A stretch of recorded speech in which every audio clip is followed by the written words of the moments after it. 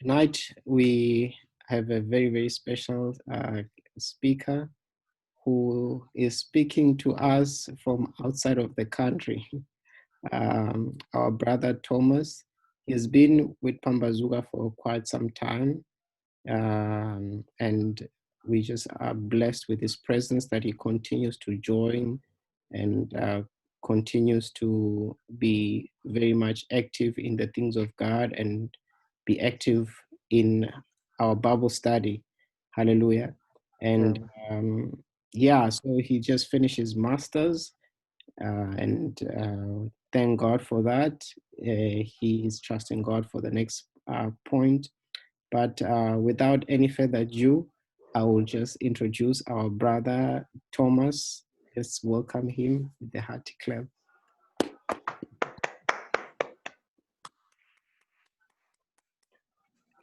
Thank you. Thank you. Thank you very much. I don't know that I'm audible enough. It's good to see everybody this special day. I'm also blessed to have.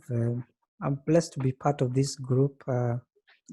Yes, as you have said, I've been with this group since 2014 and be part of the family. And to be honest, I can say it's a wonderful family. I've received a lot of support in all ways, and I think it's good to thank God for that. Can't take it for granted. Yes, and I'm also feeling honored to share the word today. And I think, I don't know whether I can be able to share my screen to share my short notes.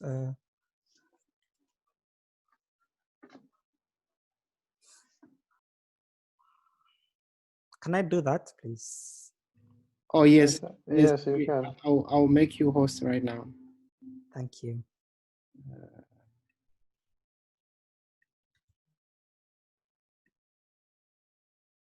Oh, yes, thank you.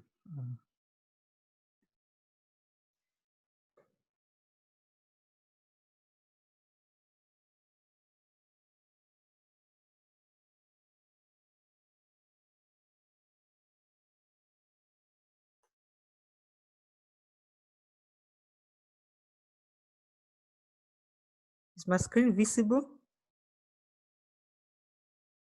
Yes. Yeah, yes. we can see it. Yep. Yeah. Okay. Yes. I think after I was told to prepare something, I thought is important. We look at something. The topic of our discussion today is living life ordained, and that one narrows down to the definition of ordination, and we'll be sharing Bible. I will be making some Bible references, so I might ask you guys to read and so ensure that you have your Bibles with you. And we'll start by saying that our life usually ordained by God, and we'll first look at the book of Proverbs, chapter number 20, verse 24. And if somebody has the King James Version, would you please read for me that verse?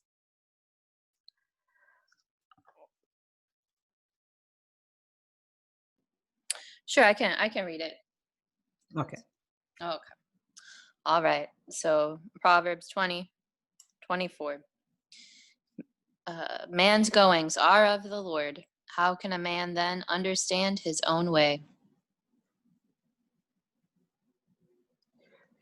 Yes, we are being told that our ways are God's way, and there's no point you can understand your own way without God's presence. And for that, we look at the meaning of ordination, and as most of you are very aware, usually ordination is not usually for the selected people, like those people who are being consecrated and like for them to live a spiritual life. But in this case, we don't say that ordination for the selected few, so long as you're a Christian. you can be ordained. And the definition of ordination is to set someone apart of a holy, or to bestow holy orders upon someone. So that's the definition. Many people are ordained, especially I know of Catholic religious men and women, and most people are ordained into their calling. So in that case, mankind is ordained by God, and our steps, man's steps usually directed by God. And the question is like, how can anyone understand their own way? So we have to allow God to lead our ways. So for me today, I'm declaring to you that you are ordained today by your own calling. So for those people who are being called to Christian life and to serve God in our own endeavors or in our own lives, we need to ensure that we follow God's way. And we can make also a reference to the book of Psalms, chapter number 131, verse 16.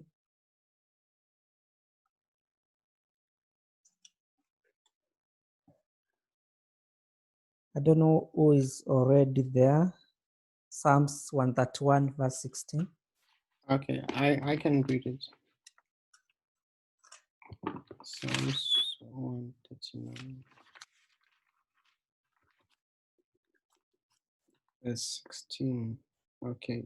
It says, "Thy eyes did see my substance, yet being unperfect, and in thy book all my members were written, which in continuous were fashioned, when as yet there was none of them." Yeah, all right. That's 139, yes? 139, verse 16. Yeah.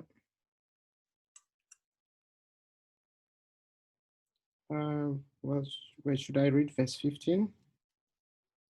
Yes. "My substance was not hid from thee when I was made in secret, and curiously wrought in the lowest parts of the earth." And then verse Yes. 16, "Thy eyes did see my substance, yet being unperfect, and in thy books all my members were written." Maybe it's another translation says that they were ordained. Yes, please. Yeah. So from my international from my Bible, it says that your eyes saw my unformed body. All the days ordained for me were written in your book, before one of them cannot be. So in that verse, it says that we having that intimate relationship with God. I mean, God has already ordained us, and as He has purpose for our lives, and for our purpose is to serve Him, and is to serve Him with all our hearts. So we'll also read from, I think from number, the same Psalms 139. When you read from number 22, it says, "I have nothing but hatred for them. I call them by my enemies. Search me, God, and know my heart. Test me and know my anxious thoughts. See if there's anything offensive way in me, and lead me in the way everlasting." So in that case, Jesus was sent by God to reconcile mankind to Him, and we only access God through Jesus Christ, and that one is through our salvation when we seek everlasting life. So once we are called into Jesus, then we need to, when we are called to Jesus, we are called into life of ordination, and we need to serve God. And I will also request someone to also to read First Peter chapter number 2, verse 9.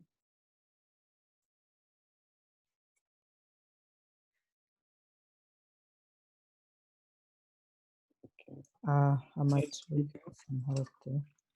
It's Peter 2, verse 9. Yes, please.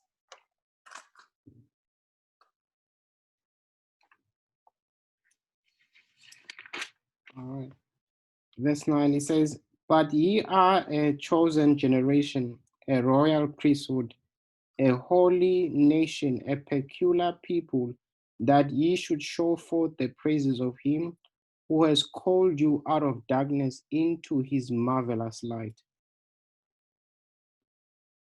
Yes. So in that case, you are told we are chosen people to be a loyal priesthood, our own nation, God's special possession, that we may declare the praise of him who called you out of darkness into his wonderful light. So that's our salvation, that God has called us to be priests and to preach the word of God and in this holy nation. And so we have to declare his praise because he has called us out of darkness into his wonderful light. I mean, that's like the purpose of being saved and following Jesus Christ. So in that case, we can be able to say that ordination is not only for the clergy, for example, but is for all of us who are be called to be children of God. And being children of God, then we do have what we call a promise, and God's promise to us is to uplift us and to uplift us from the holy nation and set us for good works. So that is that verse tells us that we need to always declare the praise of Jesus Christ, and who set us from darkness and into his wonderful light. So I believe that we are all called into this earth to show our goodness to God and to mankind. So I think there's a verse either in 1 John that says that he who loves God as well as to love his brother and sister, because you can't love God who you have never seen with his own eyes. I think that one usually from the book of 1 John. 1 John, I don't know, 1 John chapter number 4 verse 20. Don't know whether somebody can read for me, or if I get it, I can read for you.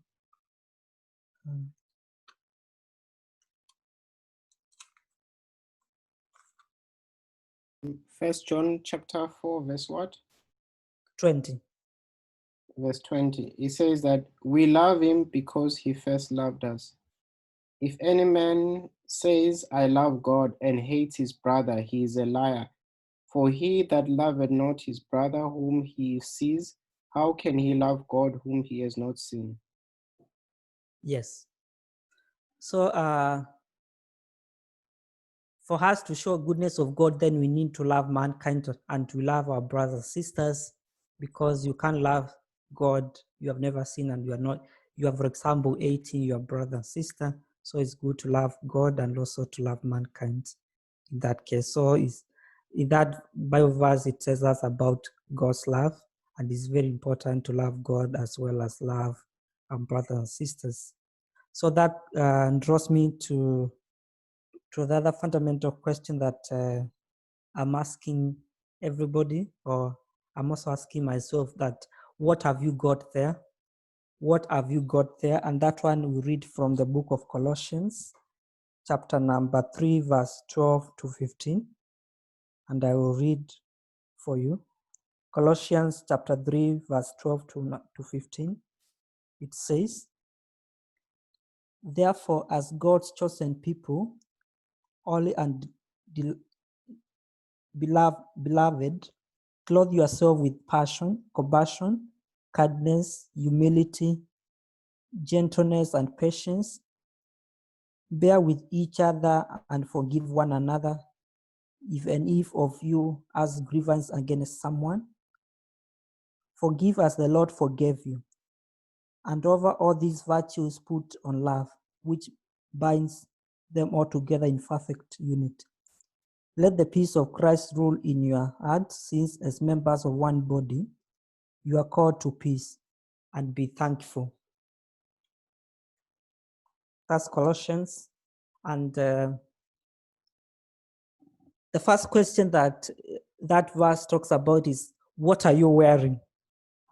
What are you wearing? And I know people are wearing clothes, and I'm not asking about the clothes you are wearing here, but I'm asking, when you read the verse number 13, it says, clothe yourself with compassion, kindness, humility, gentleness, and patience. So in this case, as Christians, then we need always to be compassionate. We need always to be kind. We need always to be ample. We need always to be gentle. We need always to be patient with one another. And even when you look at, when you like narrow down that one into our spiritual lives and be able to, for example, ask yourself, what will it be like, for example, if people are accustomed to you, to the fact that you are usually like the same person everywhere as a believer. When somebody sees you, they are able to see you are very compassionate. When somebody sees you, you are very kind. When somebody sees you, you are very humble. When somebody sees you, you are gentle. When somebody sees you, you are patient. How will life of Christians will be? That's one of the questions that I'm asking myself, and I'm asking everybody. What are you wearing? So for you to be living a life of ordination, you need to clothe yourself with those virtues that we have mentioned in verse number 13. And the other question that we also ask ourselves from that Bible verse is, what are you holding? What are you holding in your heart? What are you holding in your hands? And when you read from the book, the verse in number 13 says, bear with each other and forgive one another, even if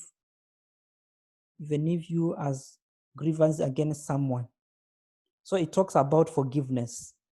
You must always forgive. I think this sort of a mandatory statement, the usual is like for you to, God forgave us our sins. So we have that obligation for ourselves to forgive.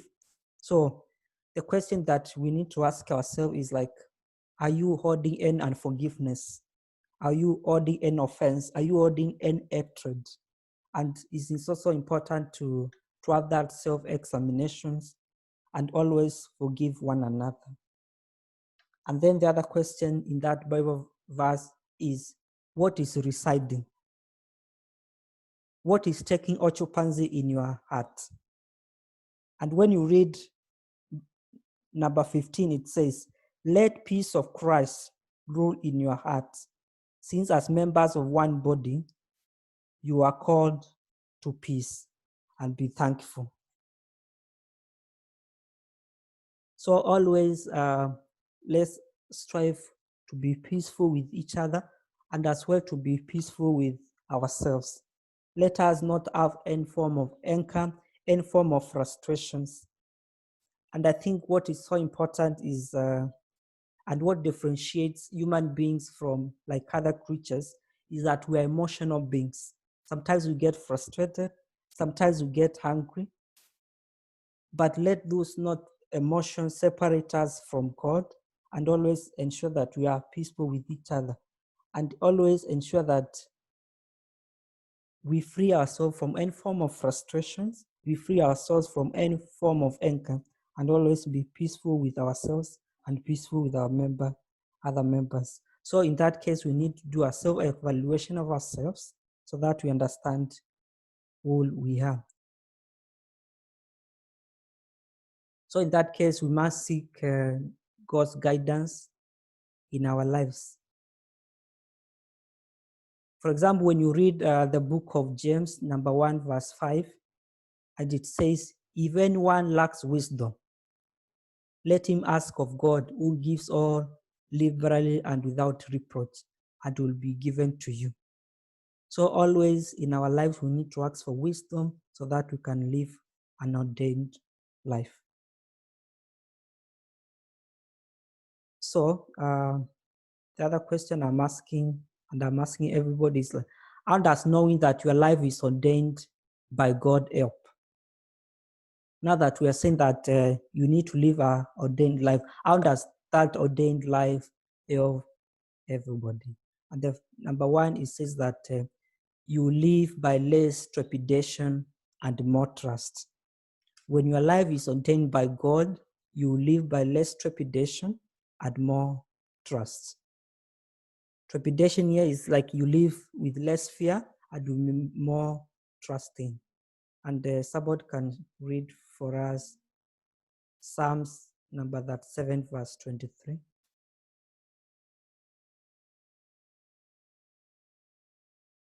Anybody who's there can read for us.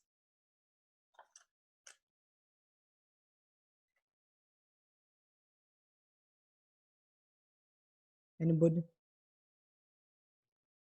Yes, Psalm number 37, verse 23.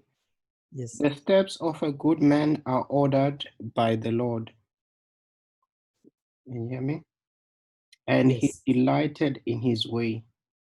In verse 24 maybe, though he may fall, he shall not be utterly cast away, for the Lord upholdeth him with his hand. Yes. We have been told that the steps of a good man are ordered by the Lord. Though he might fall, he might not, though he might fall, though he might stumble, he might not fall. So in that case, you live with less fear and be more trusting in God. Even in your life, also in your personal endeavors, once you put all your trust in God, He'll always guide you. So in this case, we are saying that God has not only ordered your final destination, but is also with you in every step you take. And I think that even in our current situation, we are saying that fear not. Always trust in God, for He will uphold you with His hand. So that's one of the characteristics. One, you have a life that is ordained by God. You live by less trepidation, and you'll always be trusting God in all your ways. So the second one is that once you know that your life is ordained by God, you will live with less pressure and more peace. You live with less pressure and more peace. I think we are fundamentally going back to peace that we read from Colossians, that what is residing in you must be peace. And when you read Proverbs 3, 5 to 6, Proverbs 3, 5 to 6, Proverbs 3, 5 to 6. Proverbs chapter 3, verse 5 to 6. It says, trust in the Lord with all thy heart, and lean not on your own understanding. In all thy ways acknowledge him, and he shall direct your path. Yes. Trust the Lord with all your heart, and lean not on your understanding, but in all your ways acknowledge him, and always lead your path. So in that case, once you know that God is always on your path, you will be less, you live with less pressure, and you'll have peace with you. And it's usually human beings, we are usually tricked like that we can navigate our own ways. But if you don't allow God to lead you, you'll always live a life which is quite uncertain. Because at the end of the day, you don't know fully the future. What does the future hold for you? Unless you have the goals, you inculcate the culture of reading the word, seeking God's wisdom, you'll never know the certainty of your life.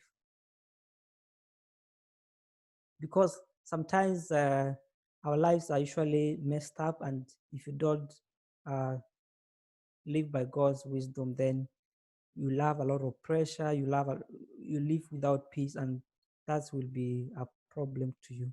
So as well, when you read the book of Proverbs 6 to 9, it says that in their hearts human plan their course, but the Lord establishes their steps.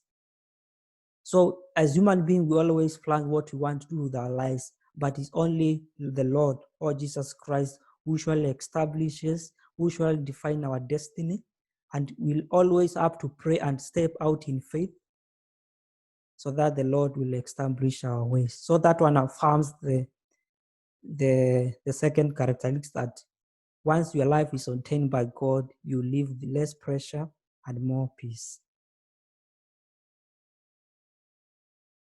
The third characteristics, one, you know that your life is ordained by God, is that you live with less doubt and more dependence. You live with less doubt and more dependence. That one you can get from the book of Psalms. Psalms 32 verse 8. Psalms 32 verse 8.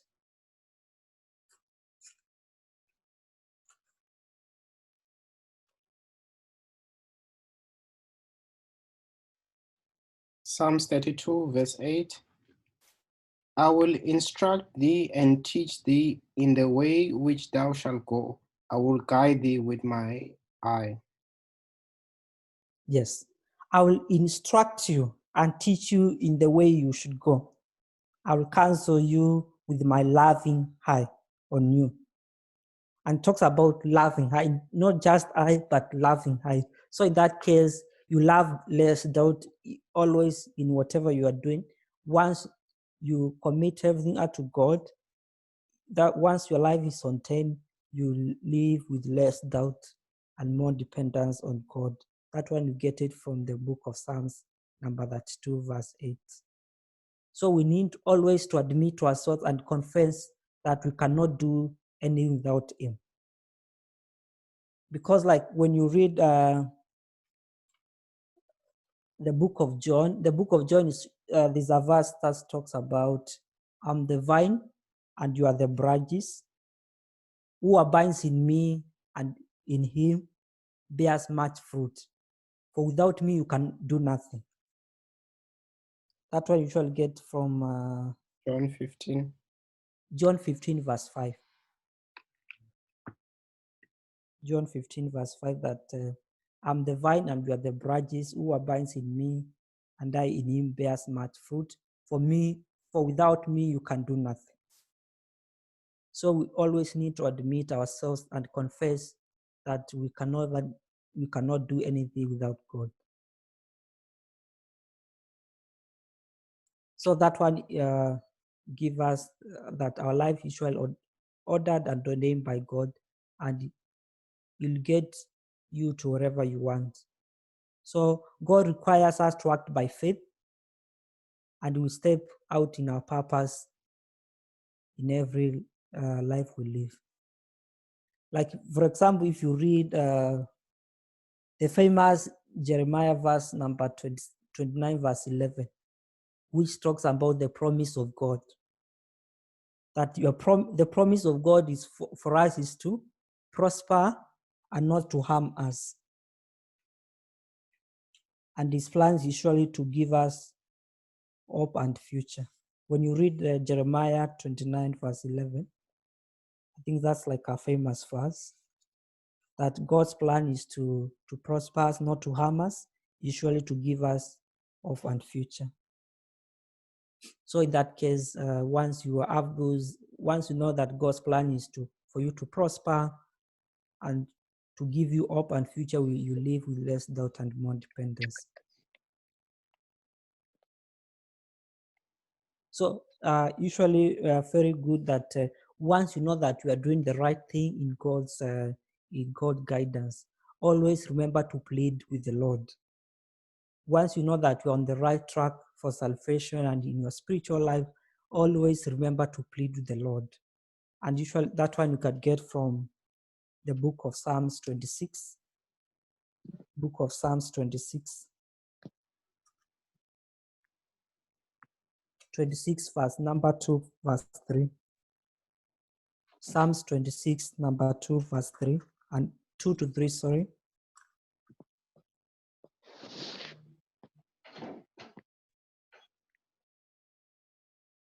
Psalms 26 number 2 verse 3. Yeah, I'll read Psalm 23 verse 2 to 3. It says, prove me, O Lord, and try me. Test my heart and my mind. For your steadfast love is before my eyes, and I will walk in your faithfulness. Yes. my Bible version says, "Test me, Lord, and try me. Examine my heart and my mind. For I always have been mindful of your unfailing love, and have lived in reliance of your faithfulness." So once you know that you're usually on the right track in terms of your spiritual life, you need to plead the Lord and always ask the Lord, "Test me and try me, examine my heart and my mind. For always I'll be mindful of your unfailing love." And then when you proceed with that chapter, you go to number 11. It says that, "Lead a blameless life, deliver me, and be merciful to me. My feet stand on level ground. In the great congregation, I'll praise the Lord." So always ask Lord to deliver you and be merciful, because as human beings we fall short of God's glory, and we can always come back to Him when we ask for forgiveness, we ask for deliverance, we ask for mercy from Him. That usually that is still on number 3. So usually let your eyes always be fixed ahead for the Lord, and so that He will make your fast feet, and always trust in Him. So that is Psalms, from the book of Psalms. That's from the book of Psalms, and we are still talking about the living life ordained, or living a life of ordination. And we have touched on some of the characteristics that as Christians we need to have. We have talked about love, we have talked about kindness, we have always talked about always seeking God's wisdom, always relying on God's wisdom, and ensure that everything we do, we act by faith, so that He can lead and direct our path.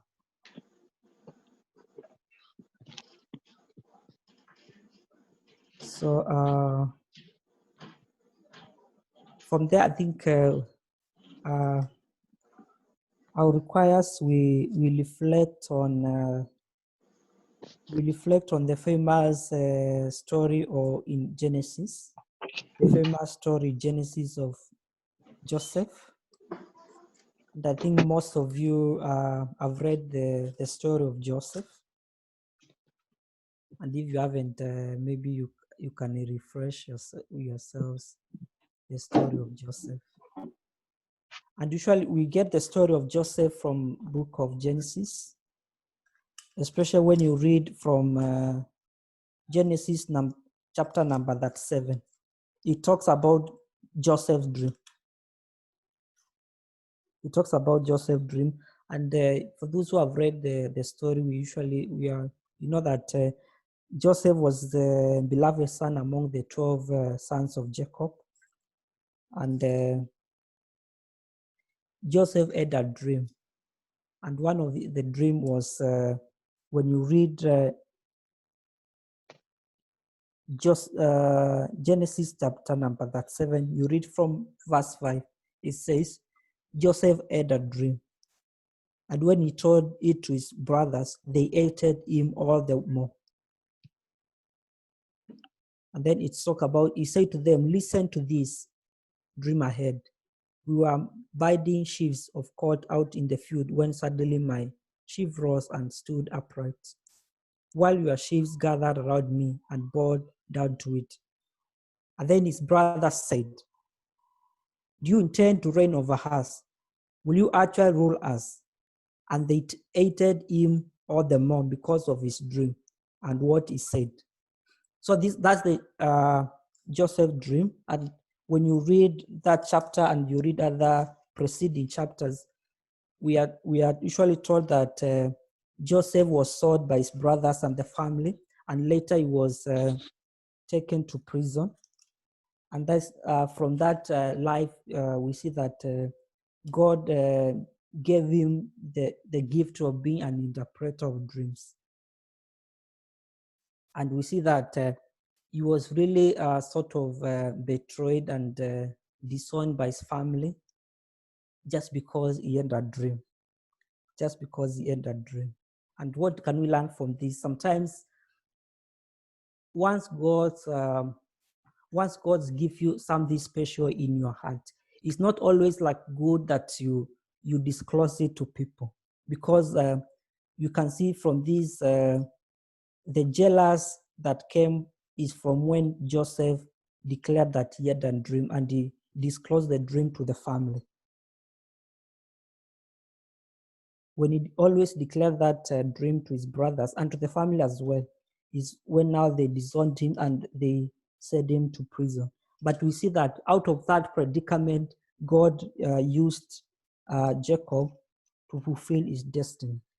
And the destiny was to deliver, to interpret dreams, because when you read the story of Jacob, we are usually told that he was interpreter of dreams, and he also interpreted a dream for Pharaoh.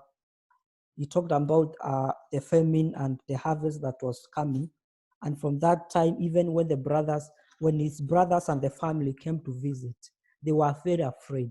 And why were they afraid? Because they knew that they had done something wrong to him. But when you read, very important, when you read Genesis 45, Genesis 45, you read from number 3. When you read Genesis 45 from number 3, it says, I don't know whether somebody can read for me from number 3. Genesis 45, number 3, onwards up to around number 8.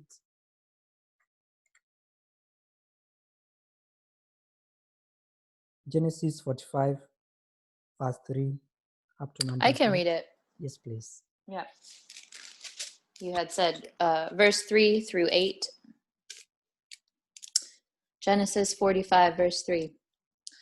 And Joseph said unto his brethren, I am Joseph.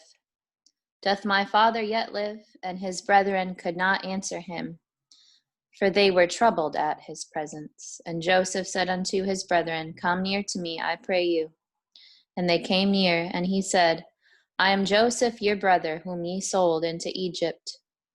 Now therefore be not grieved, nor angry with yourselves, that ye sold me hither. For God did send me before you to preserve life. For these 2 years hath the famine been in the land, and yet there are 5 years, in the which there shall neither be earing nor harvest.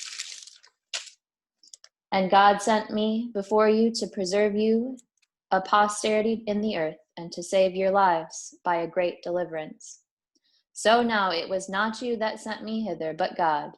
And he made me a father to Pharaoh, and lord of all his house, and a ruler throughout all the land of Egypt. Yes. We can see that once the brothers came, and Joseph always asked about his father. And what is so important is we can see element of forgiveness here, because he said Amen. to them, did you finish? Oh yeah, sorry. You already finished the verse? Yeah, she was saying, Okay, yes. amen, when Oh, yes. Okay, sorry. Yes. I think what we can borrow from this story, especially in this book of Genesis chapter 45, we see that despite that the brothers had already disowned him, and also when you read the full story, we see that the brothers had planned to murder and kill Joseph, but because God already had a plan for him, and the plan was for him to always interpret dreams and to deliver his people. So we can see that despite all that Joseph did, what the brothers did to him, Joseph, forgave them, and he told them, I am your brother Joseph, the one you sold to Egypt. But now do not be distressed, and do not be angry with yourself for selling me here, because it was to save lives that God said me ahead of you. I think that's quite powerful, and it talks about acts of forgiveness. And I think the action here was quite grave, that somebody is trying to kill you, but despite all that, Joseph forgave them. Joseph forgave them. But it's also, I think it talks about destiny, because it says from verse 7, but God sent me ahead of you to prepare you for a remnant on earth and to save your lives by a great deliverance. And how did he save their lives? He saved their lives because he declared about a famine, a drought, for example, and an harvest. And we can see that once a famine struck their lives, they all came to Canaan to seek for food. So that's how he was able to deliver his family out of that misfortune. So what can we learn from this story? What can we learn from this story? We can learn acts of forgiveness from Joseph. And we also learn that sometimes once God speaks to you through your heart, sometimes it's good to there are some things that God speaks into your heart. For example, or God prophesies unto you.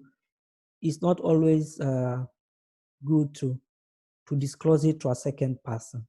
Sometimes some things are, as Christians, once God speaks to you, it's good you keep it to yourself, because you don't know what the person you are telling will do. It can destroy it, it can vilify you, and you'll not be in good relationship. So I think that's very important. I think what also we can also learn from the story is that God uses every history, every circumstances for good. We can see that despite all what Joseph went through, having been sold by his brothers, having been taken to prison, God still used him to fulfill his destiny. And by this, then we learn that in every circumstance, in every our history, in every situation that God has put us, in every predicament, that God will always use it for goodness, and there will be a reason for it. So it's always good to give ourselves up, give ourselves that confidence that in everything that happens is always for good. I think that's what we can learn from Joseph's dream. Joseph's dream, I think we can say that it was God's dream, and the dream was to deliver his people from any misfortune. So I think that's what I shared, what I prepared for you and for us to share. I don't know whether anyone has any doubts or any questions or any concerns. Thank you very much, Thomas. That Yes. was really great and a very, very good reminder that we are not just ordinary people. We are special because of the ordination of the Lord. And yeah, those really different scriptures, they speak to that at times we may look ourselves and think like we are irrelevant or we don't matter much, but to God we are so special, and we are called to live a particular way and to clothe ourselves with the right clothing, not swag, but the clothing of the of compassion, kindness, and all those virtues of Christ. So yeah, I really thank God for that message. I would maybe throw a question there, just for people to comment or to say what they think about it. There is a point, if you scroll up, or it says, once you have done good, always remember to plead with the Lord. So do you want to give more details on that, or other people can comment what that means? Oh, yes.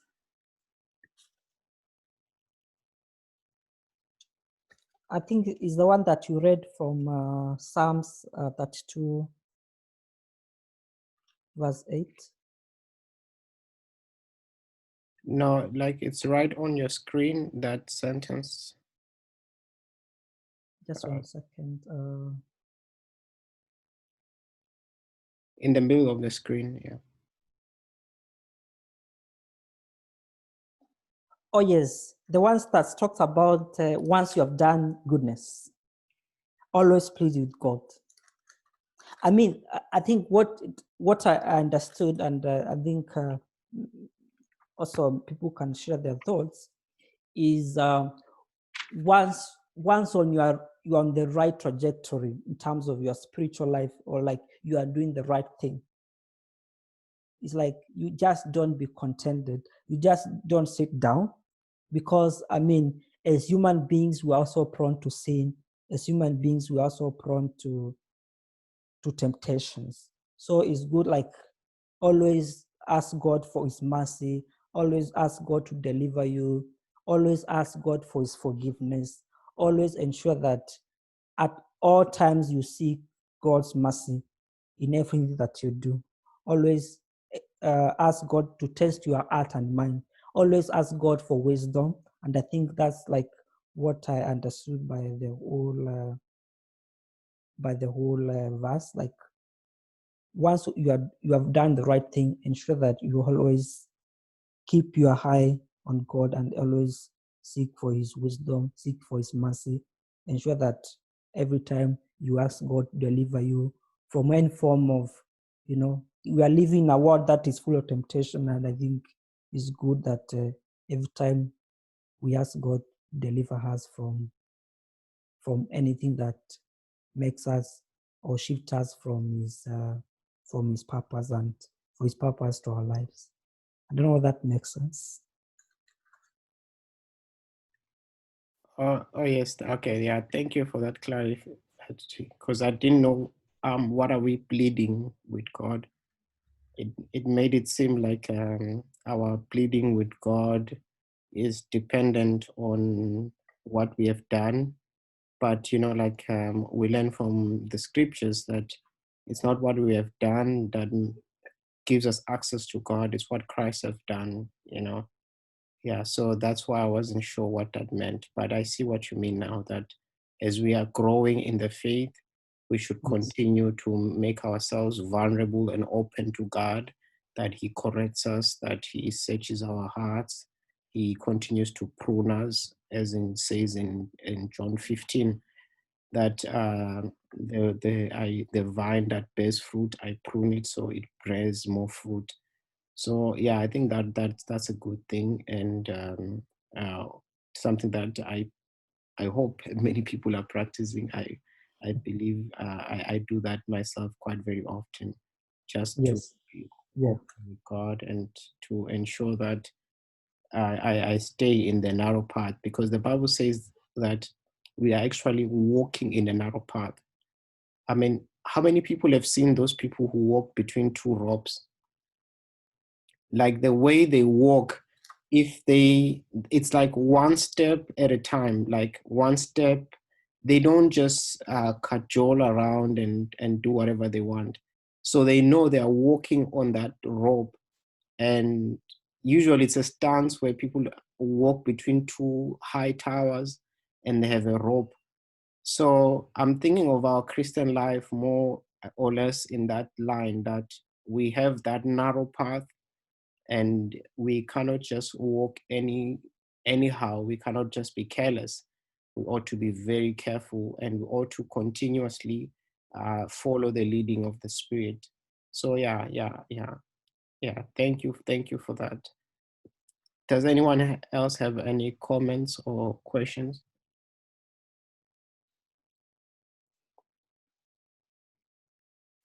It's a short but yet powerful message. We are ordained by God. We are not ordinary people. Yeah, so we are also a short, very short group. So let there be questions, let there be contributions. Mr. Kenneth, what have you learned?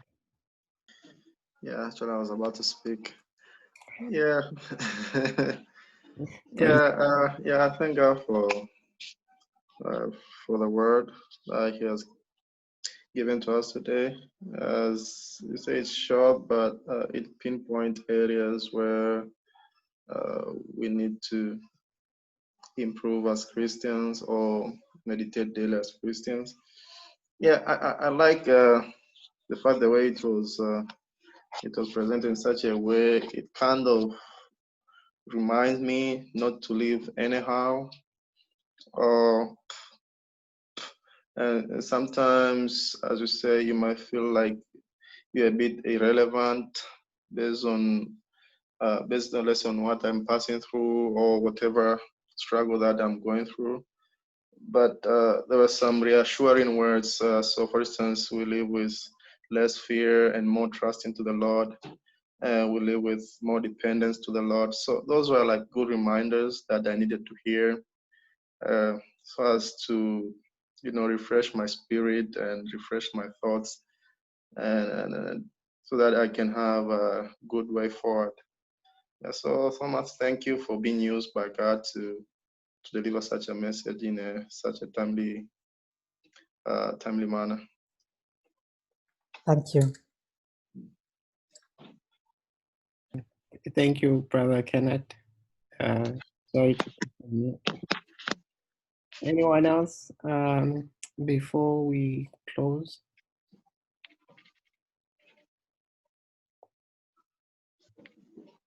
All right. Once again, let us thank our speaker. Thank you, Brother Thomas. May God continue to use you. We pray that the grace of God will continue to abound in your life. As God has ordained you, let all the nations of the world know the God that we serve through you by seeing your life being a witness, being a testimony of the goodness of God. As you mentioned, that God has called us to show forth his goodness and to love our brothers. So that is our prayer for you.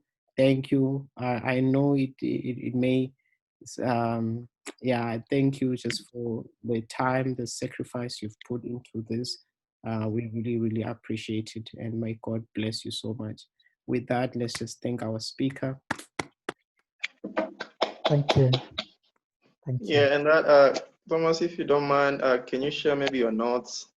Maybe you can email or something. Oh, yes. Just to have like a permanent reference, just in case one day I need one of the verse and then I forgot. These things do happen every now and then. Oh, yeah. I can maybe share through the platform, through the group, if that Sure. works with everybody. Yes, thank you, sir. Okay, thank you. All right, Yeah. so it's now time to have our prayer request.